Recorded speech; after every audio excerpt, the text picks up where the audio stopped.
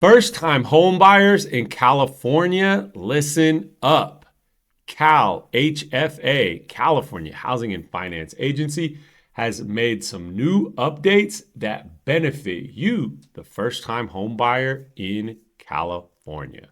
First off, temporary 2-1 buydowns are now available on all programs.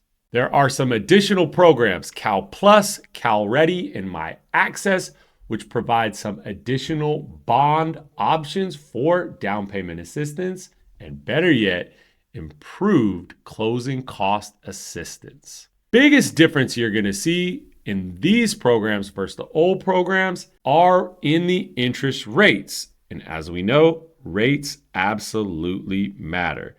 So let's pull up a CALHFA rate sheet. Again, rates change daily, but if we're comparing rates on the rate sheet, we can see the differences in programs. So on the CALHFA down payment assistance program using FHA financing, in the old program, if you wanted to get closing cost assistance, you would do Cal Plus FHA with a 2% zip. That means you would get 3.5% for your down payment and 2% towards your closing costs. And as you can see, the interest rate for that program is 7.125%. The new program, Cal Plus Access, as you can see on the very bottom, shows that the interest rate today is 6.75%. Cal Plus Access gives you 3.5% for down payment plus 2.5% for closing costs. You heard that right. You're going to get a lower rate at 6.75 compared to 7.125 with an extra 0.5 point in closing cost credits. So how do you know if you qualify for a CALHFA loan? Reach out to us and we're happy to review your options to see if this program or any other is the right option for you. Here are 11 things to know about CALHFA loans to get you prepared and ready.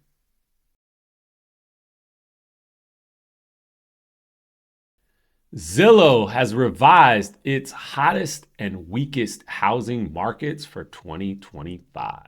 Let me know if any of these top 10 strongest housing markets sound like places you would want to live.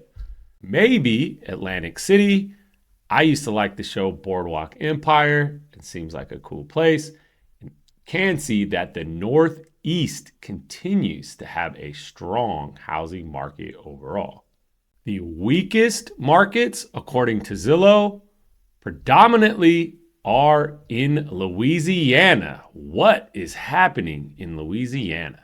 Fed meeting week. And despite constant pressure from President Trump, the Fed holds steady on the baseline Fed funds rate. Well, what could cause action and a reduction in overall interest rates? We are always paying close attention to inflation and the labor market per usual. But one additional item has become a recent factor. That is the Fed's balance sheet. As part of the Fed's initiative during the pandemic for quantitative easing, there were many